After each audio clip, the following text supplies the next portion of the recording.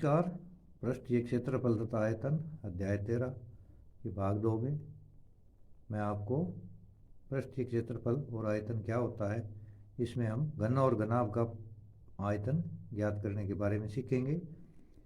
भाग 1 में हमने घन और घनाभ का पृष्ठीय क्षेत्रफल ज्ञात किया था। पृष्ठ क्या होते हैं? फलक 6 थे, शीर्ष 8 थे और किनारे 12 थे।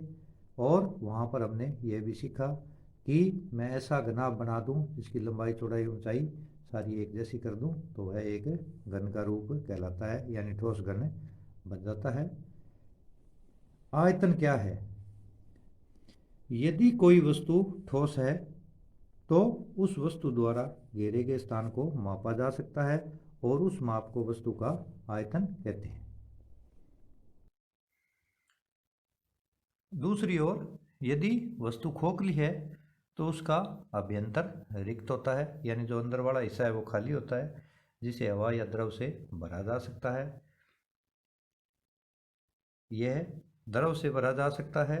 यह द्रव उस वस्तु या बर्तन के आकार का हो जाता है। इस स्थिति में बर्तन के अभ्यंतर में यानी अंदर जितनी वस्तु या द्रव भरा जा सकता है वह उसकी धारिता कहलाती है।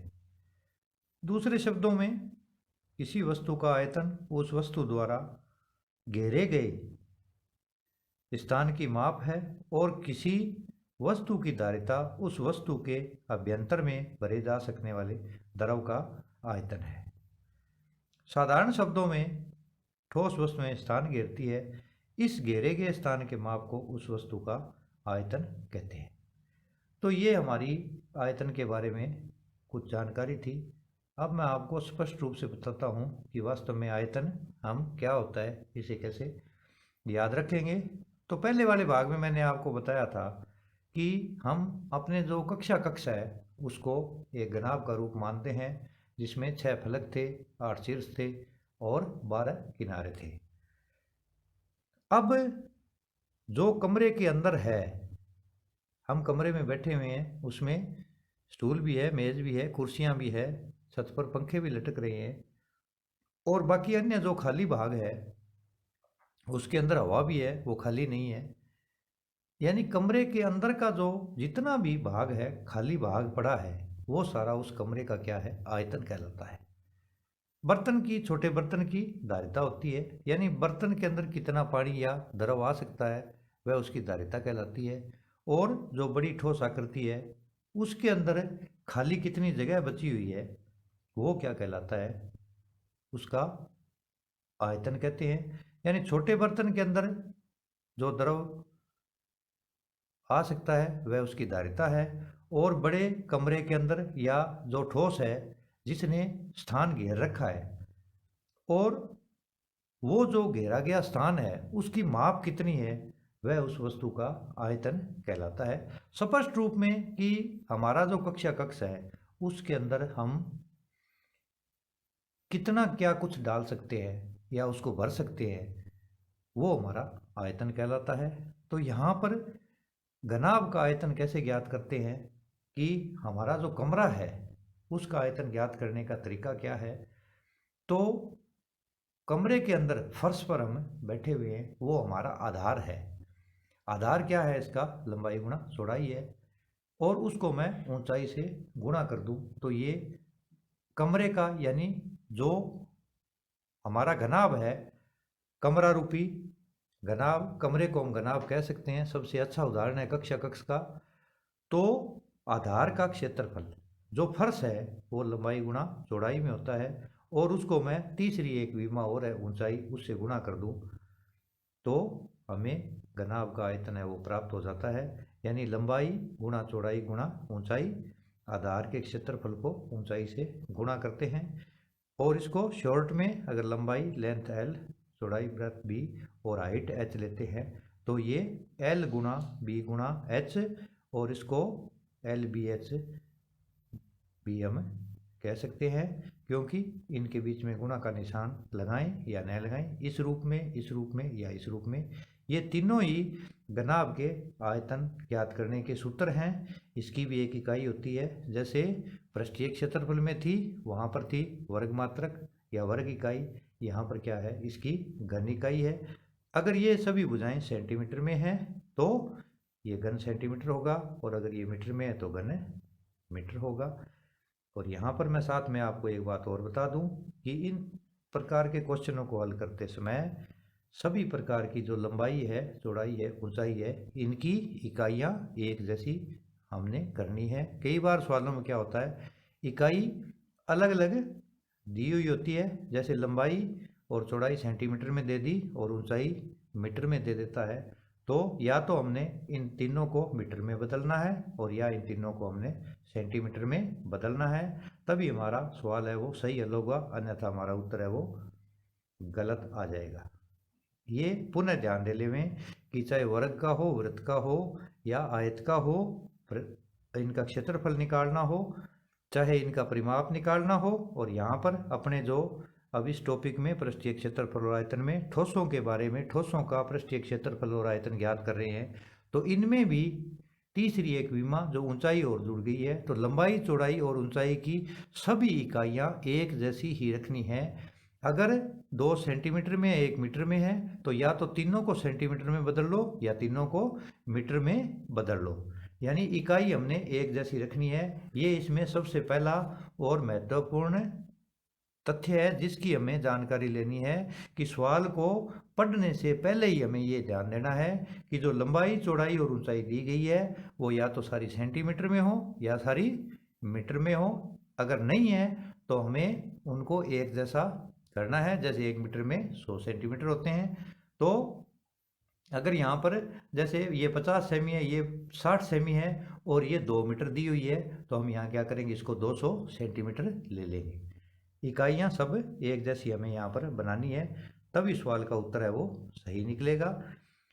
इसके बाद में आते हैं अपने घन का आयतन कैसे निकालते हैं। तो घन का आयतन क्या होगा कि घन के अंदर ये जो आधार का क्षेत्रफल है, ये क्योंकि वर्गाकार होता है तो भुजा गुणा भुजा, और ऊंचाई भी उसकी क्या है, वही भुजा होती है। यहाँ लंबाई गुणा चौड़ाई गुणा ऊंचाई ली थी, क्योंकि ये घनाभ है, इसमें तीनों विमाएं होती है। और घन के अंदर क्या होता है, पृष्ठीय क्षेत्रफल में भी हमने जाना था कि घन है वो वर्गाकार दीवारों से बनता है। तो ए गुणा ए यानी ए की 3, या इसको ए की क्यूब भी कहते हैं। ए यहाँ पर क्या है, भुजा है, भुजा की क्यूब, यानी घन के अंदर हमें एक भुजा दी हुई है तो हम उसका आयतन ज्ञात कर सकते हैं। उस भुजा को हमने 3 बार गुणा करना है, ए गुणा ए। जैसे यहाँ पर भुजा अगर 3 दी हुई है तो 3 गुणा 3 गुणा 3, 3 3 9, 9 3 27 सेमी में है तो घन सेमी हो जाएगा, मीटर में है तो घन मीटर हो जाएगा। ये भी घन इकाई है और ये भी घन इकाई है। यहाँ उत्तर में जब हमें पृष्ठीय क्षेत्रफल निकालते हैं, चाहे आयतन निकालते हैं, तो आगे कुछ ना कुछ यहाँ पर लिखना होता है कि ये किस में है पृष्ठीय क्षेत्रफल, चाहे घन का हो या घनाभ का हो, उसमें वर्ग सेमी या वर्ग मीटर लिखेंगे। और अगर हम आयतन निकालते हैं तो घन सेमी या घन मीटर लिखेंगे। इसके अंदर हमने सेमी की क्यूब या मीटर की क्यूब भी लिख सकते हैं। तो यहाँ पर मैं आपको इसका आयतन याद रखने का सूत्र है वो पुनः एक ट्रिक बता करके बताता हूँ। जैसे हमने घनाभ का पृष्ठीय क्षेत्रफल कैसे याद रखा था कि दुआ लगा करके छोटा ब्रैकेट शुरू करके अंदर हमने याद रखने का तरीका अपनाया था कि लंबू चौधरी चोखो ऊंट लियायो उधार।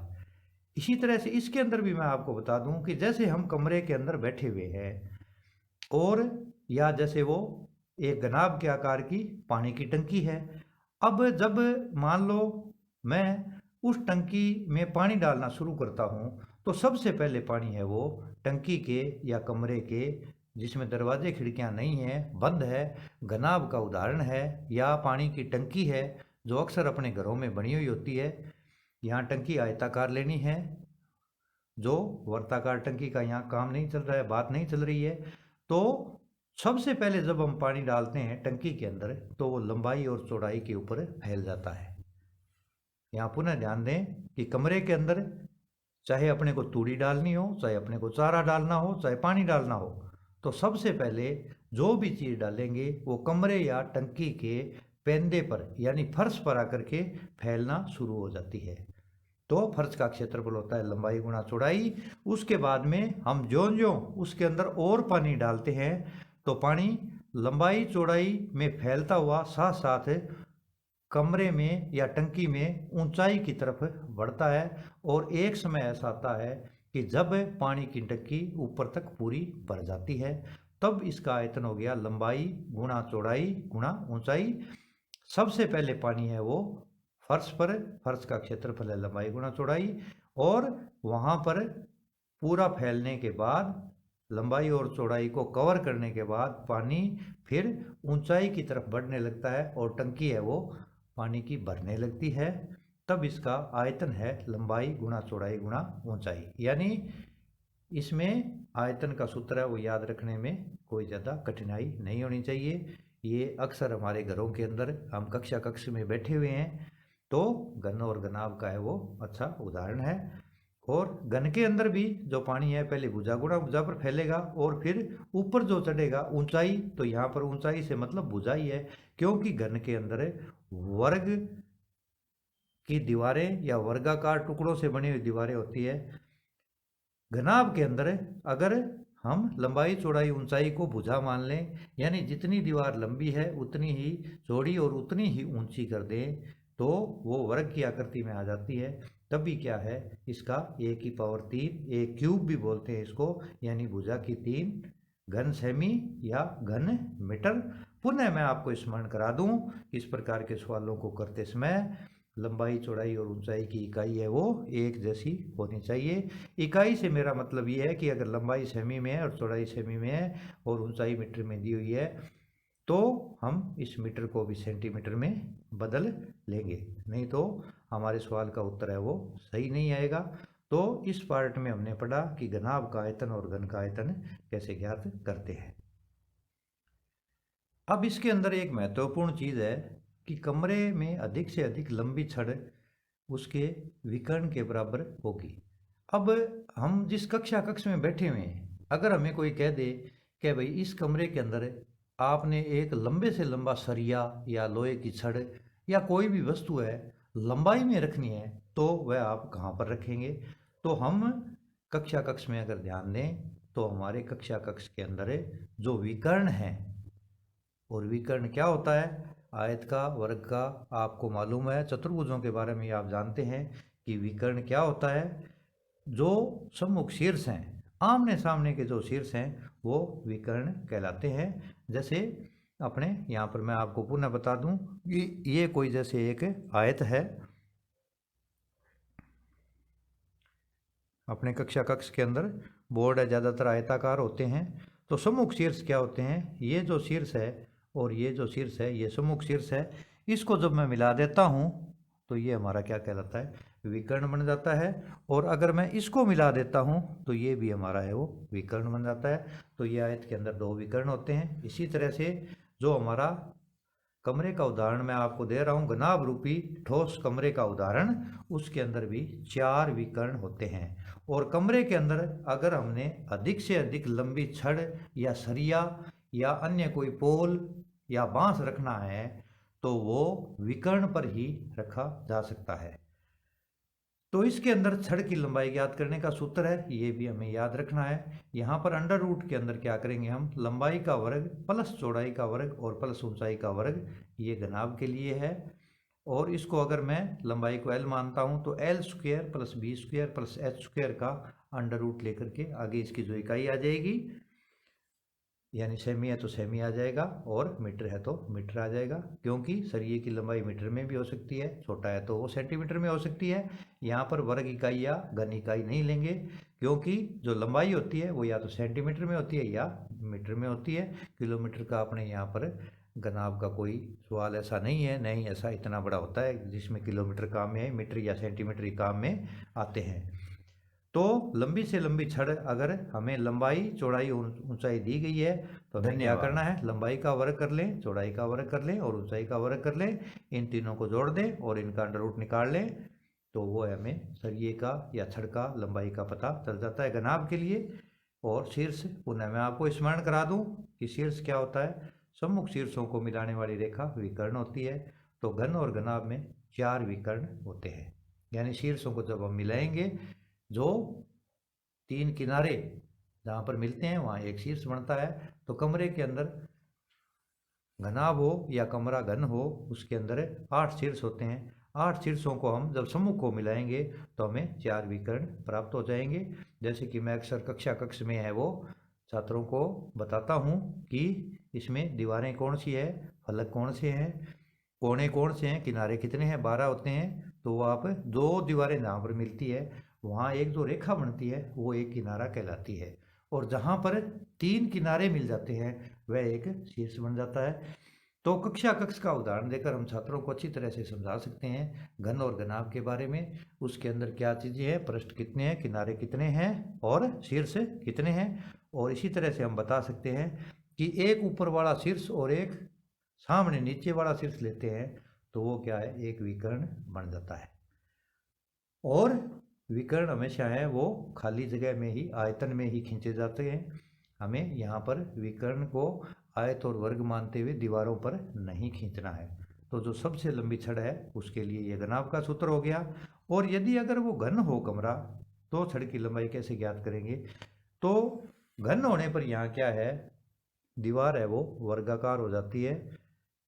तो वर्ग का क्षेत्रफल होता है भुजा गुणा भुजा। तो इसके अंदर भी विकर्ण पर ही रखा जाएगा। तो यहाँ लंबाई चौड़ाई ऊंचाई की जगह हम केवल भुजा ही लेंगे। तो भुजा अगर मैं ए ले लेता हूँ तो यहाँ क्योंकि लंबाई चौड़ाई ऊंचाई तीनों एक समान हो गया तो ए स्क्वायर ए स्क्वायर ए स्क्वायर है। इस सूत्र में और इस सूत्र में कोई ज़्यादा फर्क नहीं है। यहाँ पर लंबाई चौड़ाई ऊंचाई अलग अलग थी, तब इसका L square plus B square plus H square का रूट था। और इसके अंदर क्या है कि ये वर्ग हो गया, तो वर्ग का भुजा गुणा भुजा, भुजा गुणा भुजा, भुजा गुणा भुजा, 1 2 3, तो ये 3 ए स्क्वायर।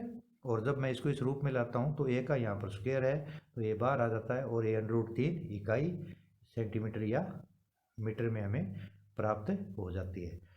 तो यहाँ पर हमने सीखा कि घन और घनाभ का आयतन कैसे ज्ञात कर सकते हैं। पुनः मैं आपको एक बार स्मरण करा दूं कि घनाभ का आयतन कैसे ज्ञात करते हैं। आयतन क्या होता है, हम कक्ष रूपी कमरे में बैठे हैं, उसके अंदर जो भी खाली जगह है, फर्श से लेकर ऊंचाई तक छत तक जाते हैं, जो भी खाली जगह बची हुई है वो उसके कमरे का आयतन है। उस कमरे में हम पानी डालते हैं तो वो सबसे पहले पानी फर्श के ऊपर यानी लंबाई गुणा चौड़ाई में भरता है, या पानी की टंकी हो उसमें भी पानी डालते हैं तो लंबाई गुणा चौड़ाई पर फैलता है। और वो धीरे धीरे अगर हम पानी डालना जारी रखें तो ऊंचाई की तरफ बढ़ता हुआ टंकी है वो पूरी तरह पानी से भर जाती है। तब घनाभ का आयतन हो गया लंबाई गुणा चौड़ाई गुणा ऊंचाई। और इसी तरह से घन का आयतन भी है वो भुजा की क्यूब हो जाता है, क्योंकि इसमें लंबाई चौड़ाई और ऊंचाई सारी एक समान हो जाती है। इसके बाद में कुछ यहाँ पर आयतन की इकाइयाँ दी गई है, इन्हें भी अपने कंठस्थ कर लेंगे कि किस प्रकार है वो आयतन की इकाइयाँ हमें काम में लेनी है। जैसे यहाँ पर मैं 1 लीटर की बात करता हूँ कि 1 लीटर यहाँ पर द्रव कोई भी हो सकता है, पानी हो चाहे घी हो चाहे तेल हो दूध हो कोई भी हो सकता है। तो 1 लीटर में 1000 घन सेंटीमीटर होते हैं। यानी यहाँ पर मैं अगर एक ऐसा घन बनाऊं कि जिसकी लंबाई भी 10 हो और चौड़ाई भी 10 हो और ऊंचाई भी 10 हो, अगर ऐसा मैं कोई सीमेंट का या गत्ते का या प्लास्टिक का तैयार कर लेता हूं तो उसके अंदर अपने पूरा 1 लीटर पानी आएगा। तो 1 लीटर में हो गए 1000 घन सेंटीमीटर। और 1 घन सेंटीमीटर में यहाँ 1 घन सेंटीमीटर में लेता हूँ तो उसमें होते हैं 1000 घन मिलीमीटर। और 1 घन मीटर में यहाँ पर इकाई दाई सैकड़ा हजार 10,000 लाख 10 लाख घन सेमी होते हैं। 1 घन मीटर में 10 लाख घन सेमी होते हैं। 1 घन मीटर में 1000 लीटर या एक इसको किलो लीटर भी कहते हैं। पुनः ध्यान दे लें, 1 लीटर में 1000 घन सेंटीमीटर, 1 घन सेंटीमीटर में 1000 घन मिलीमीटर, 1 घन मीटर में 10 लाख घन सेंटीमीटर, और 1 घन मीटर है वो 1000 लीटर के बराबर होता है। यानी जहाँ पर भी 1000 लीटर पानी की बात आए तो हम उसको 1 घन मीटर मान लेंगे। और जहाँ पर भी अगर हमें ये कहता है कि 1000 घन सेमी है तो वहाँ पर हमें ये समझ लेना है कि 1 लीटर पानी हो गया। 2000 घन सेमी की बात करें तो 2 लीटर पानी हो गया। 3000 घन सेमी की बात करें तो 3 लीटर पानी हो जाएगा। और अगर 1000 लीटर है तो उसको 1 किलोलीटर भी बोलते हैं। तो यहाँ पर हमने घन और घनाभ का आयतन और उसकी इकाइयों के बारे में जाना। तो पुनः जो अपने इन दो भागों में सूत्रों के बारे में जानकारी ली, यहाँ स्मरण करते हुए, तो हमने पहले भाग में पढ़ा था कि घनाभ का पृष्ठीय क्षेत्रफल क्या होता है। तो यहाँ पर 2 लगा करके वही हमारा छोटा ब्रैकेट शुरू कर लो, लंबू चौधरी प्लस चोखो ऊंट प्लस ल्यायो उधार। पुनः स्मरण करा दूं, लंबू चौधरी चोखो ऊंट ल्यायो उधार। तो ये हो गया हमारा घनाभ का पृष्ठीय क्षेत्रफल।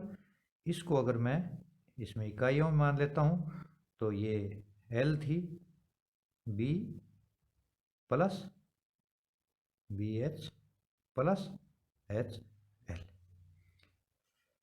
इसके बाद में हमने पढ़ा था घन का पृष्ठीय क्षेत्रफल।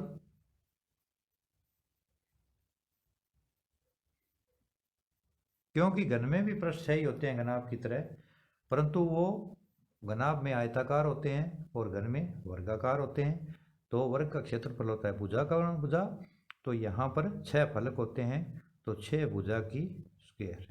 ये हो गया घन का पृष्ठीय क्षेत्रफल। अगर मैं भुजा को A मान लेता हूँ तो यहाँ पर 6A स्क्वायर, इसकी वर्ग इकाई या वर्ग मात्रक, इसकी घन इकाई या घन मात्रक। यहाँ पर इसका जो मात्रक होगा वो क्या होगा, वर्ग इकाई वर्ग सेंटीमीटर या वर्ग मीटर, और इसका भी वही होता है वर्ग इकाई या वर्ग मात्रक वर्ग सेंटीमीटर या वर्ग मीटर। इसके बाद में हमने जाना कि घनाभ का आयतन क्या होता है।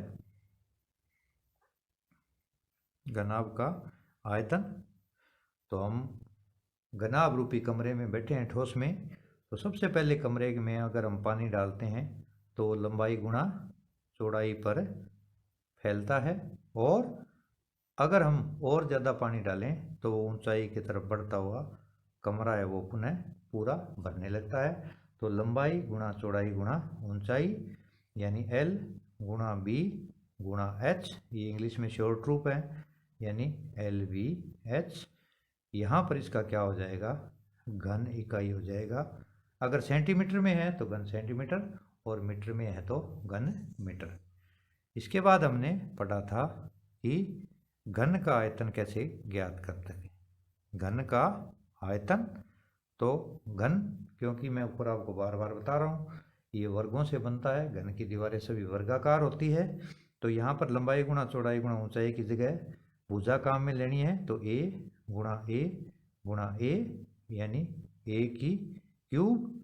A यहाँ पर क्या है, भुजा है, तो भुजा की क्यूब, या इसको इस तरह भी अपने लिख सकते हैं भुजा की होल क्यूब। इसमें और इसमें कोई फर्क नहीं है। तो इसमें भी क्या होगा, इसकी इकाई घन इकाई होगी। एक हमने इसमें महत्वपूर्ण सूत्र पढ़ा था कि कमरे के अंदर जो लंबी से लंबी छड़ है वो कहाँ पर रखेंगे, तो वो छड़ है हम विकर्ण पर रखेंगे। और घनाभ के लिए छड़ की लंबाई ज्ञात करने का सूत्र क्या है, घनाभ के लिए छड़ की लंबाई ज्ञात करेंगे। तो ये क्या करेंगे हम, अंडर रूट में L का स्क्वायर प्लस B का स्क्वायर और H का स्क्वायर निकाल करके लंबाई का वर्ग प्लस चौड़ाई का वर्ग प्लस ऊंचाई का वर्ग, अलग अलग इनका वर्ग करके तीनों का योग कर देंगे, फिर इसका अंडर रूट निकाल लेंगे। तो यहाँ पर हमें है वो घनाभ के लिए छड़ की लंबाई है वो प्राप्त हो जाएगी। इसमें केवल सिर्फ इकाई लेना है, या तो वो सेंटीमीटर में होगी और या मीटर में होगी। इसी तरह से घन के लिए छड़ की लंबाई कैसे ज्ञात करते हैं,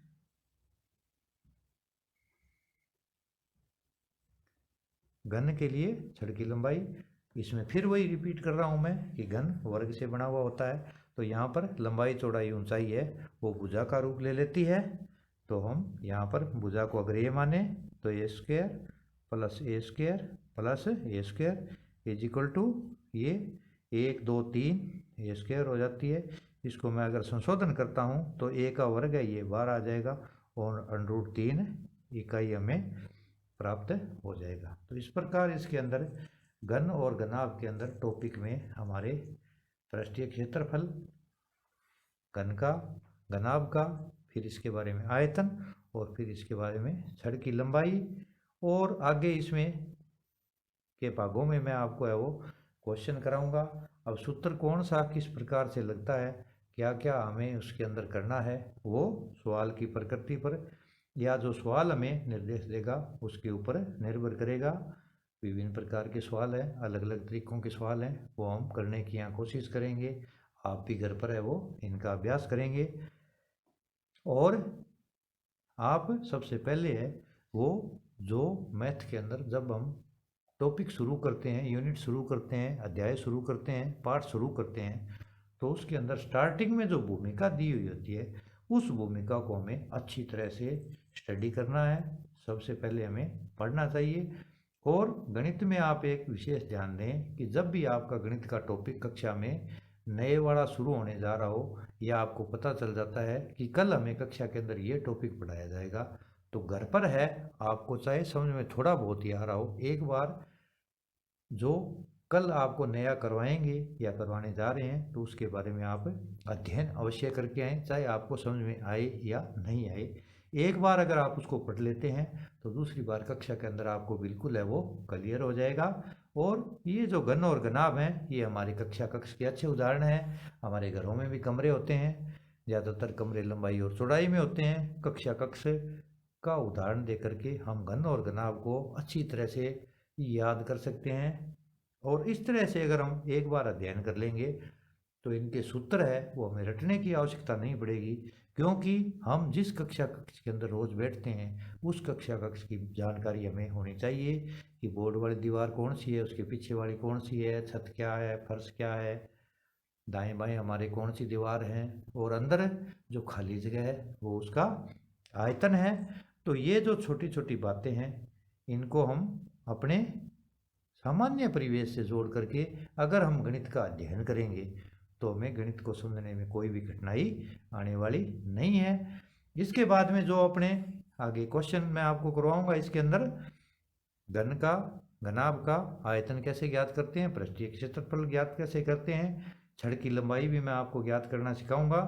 तो उसके अंदर हमें थोड़ा सा सूत्रों का है वो इन सूत्रों में से है वो उनका रूप है वो बदलना पड़ सकता है, क्योंकि यहाँ पर घन और घनाभ के मैंने पृष्ठीय क्षेत्रफल के 6 पृष्ठों के बारे में बताए हैं। जैसे पानी की टंकी ऊपर से खुली हुई है तो उसका एक पृष्ठ कम हो जाता है, या जैसे हमने कमरे की चारों दीवारों पर रंग करना है, छत पे नहीं करना, फर्श पे तो रंग होता ही नहीं है, चारों दीवारों पर रंग करना है, तब उसका सूत्र है वो थोड़ा बदल जाएगा।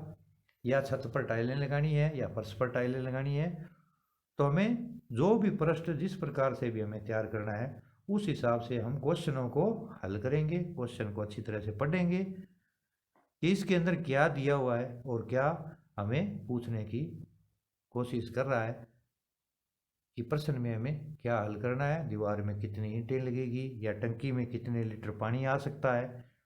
तो इस प्रकार के भिन्न भिन्न प्रकार के क्वेश्चनों को हम इस त्रिविमीय जो ठोस हैं, क्योंकि इनमें लंबाई और चौड़ाई के साथ ऊंचाई या गहराई भी होती है, तो इनका अध्ययन करेंगे।